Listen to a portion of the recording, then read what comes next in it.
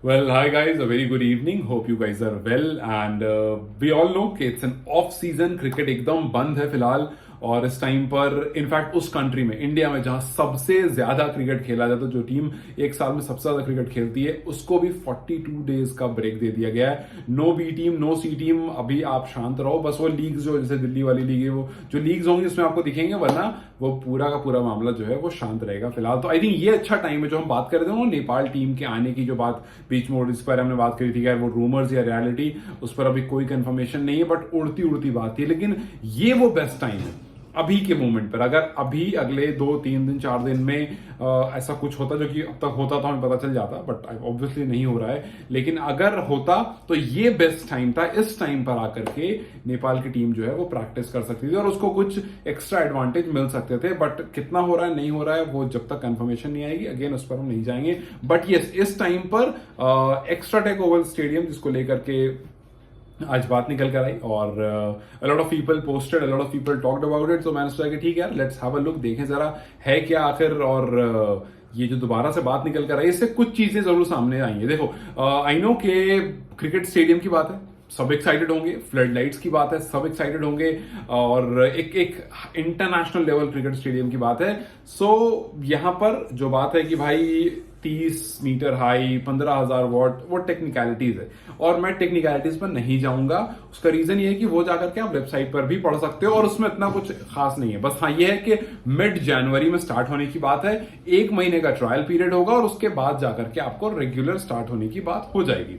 क्योंकि private company involve है तो चांसेस ये हैं कि अपने गिवन टाइम पर ये काम करके दे देंगे। लेकिन क्वेश्चन ये आता है कि what happened all of sudden that everyone started boosting their work. काम चल रहा था, काम 2-3 स्टेडियम में से चल रहा है, लेकिन बूस्ट अचानक से शुरू हो गया।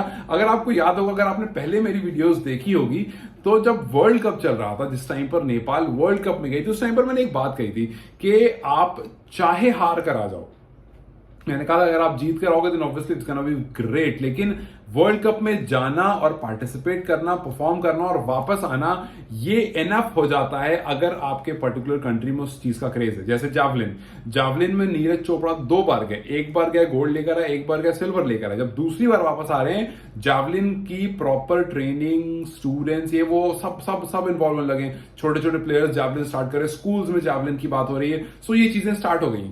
नदीम अभी पाकिस्तान में जीत कर गए, पाकिस्तान में people are talking about javelin और कुछ वीडियोस आ रही हैं जब बच्चे जैवलिन ट्राई करना शुरू कर दिया। सो ये चेंजेस होता है जब नेपाल जब गया बाहर खेलने के लिए, जब नेपाल के खुद उन लोगों ने, वेल्दी पीपल, चाहे गवर्नमेंट हो या प्राइवेट सेक्टर हो, जब उन्होंने देखा कि भाई ये तो मतलब देखो पता सबको होता है, बट जब तक आपके सामने एग्जाम्पल निकल कर नहीं आता है ना, आप उसको बिलीव नहीं करते हो। लेकिन व्हेन यू सॉ कि भाई डैलस काठमांडू बन गया, व्हेन यू सॉ कि भाई बारिश होने के बावजूद श्रीलंका वाले मैच में स्टेडियम में लोग रहे, देन यू गॉट इट कि यार अगर इन्वेस्टमेंट करनी है तो क्रिकेट में करो। And it's a good investment. I know कि ये बिजनेस प्लान है, आई अंडरस्टैंड कि ये वो अपने प्रॉफिट के लिए कर रहे हैं। ऑब्वियसली वो इस पर इवेंट्स और 10 तरह के, आई रियली होप यार कि ये जो अभी एक्स्ट्रा टेक की बात हो रही है, ये ऑफ सीजन में इसको इवेंट के हाथ में ना थमाते हैं कि भैया क्रिकेट अभी हो नहीं रहा, आप ऐसा करो इवेंट करा लो इस मैदान में। आई रियली होप कि ऐसा ना हो। बट हाँ, एक इंटरनेशनल स्टेडियम की बात हो रही है, सो आई एम श्योर कि ऐसा नहीं होगा। लेकिन What is important right now here is के भाई स्टेडियम्स। अच्छा, मैं आप लोगों से जानना चाहूंगा because I don't live in Nepal. 3 stadium जैसे गौतम बुद्ध है, एक टीयू है और एक एक्स्ट्रा टेक है, इनका डिस्टेंस कितना है, कितनी दूरी पर है? लाइक 1, 2, 3, ये कितना डिस्टेंस पर है?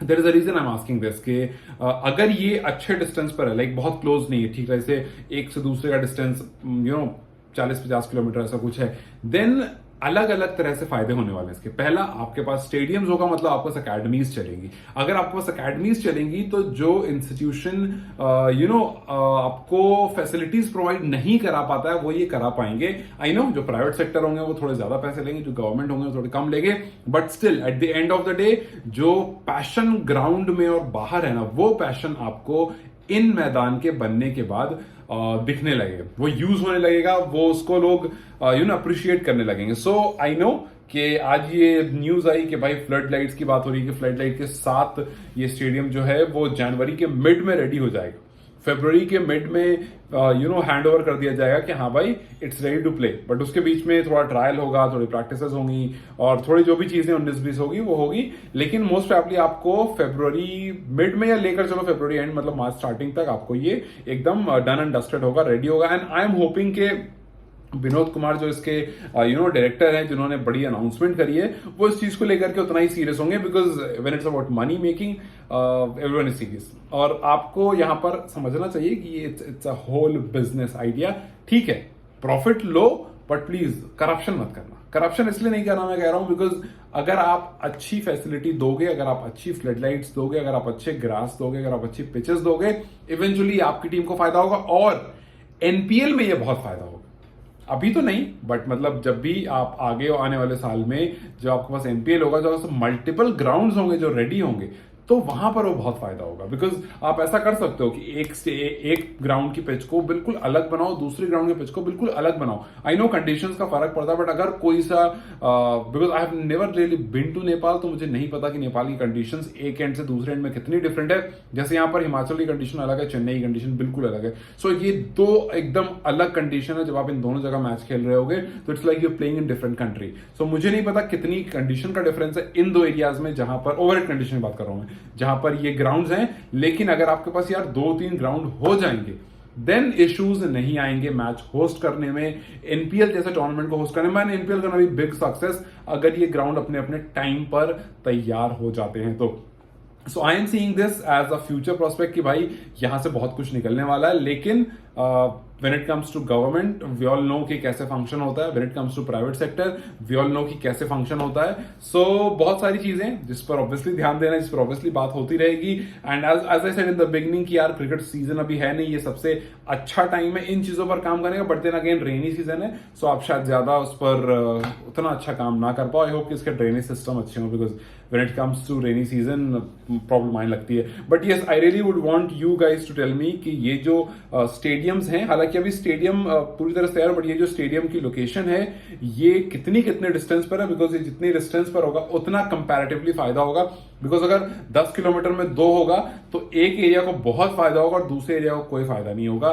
सो लेट्स जस्ट सी कितनी जल्दी ये चीज स्टार्ट होती है, एनपीएल जैसे टूर्नामेंट को कितना फायदा मिलता है, और बाहर से जो आने वाली टीम्स हैं वो कितना फ्रीक्वेंट विजिट्स करती हैं।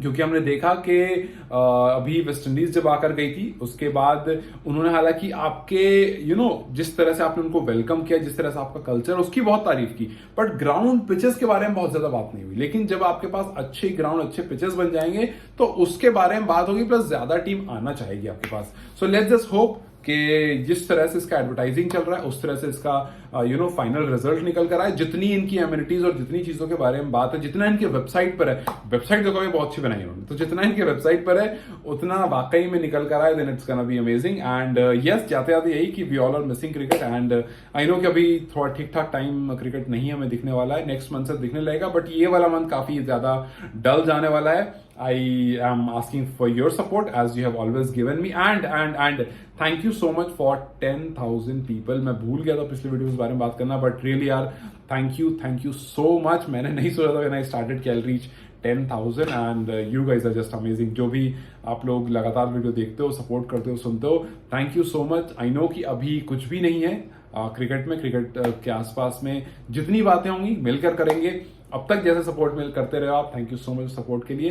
And I will make sure कि I won't let you guys down. ठीक है, take care of your health, stay healthy and stay happy and spread love, because that is how it's gonna be. This world needs love. Okay guys, you guys take care. I'll see you very soon.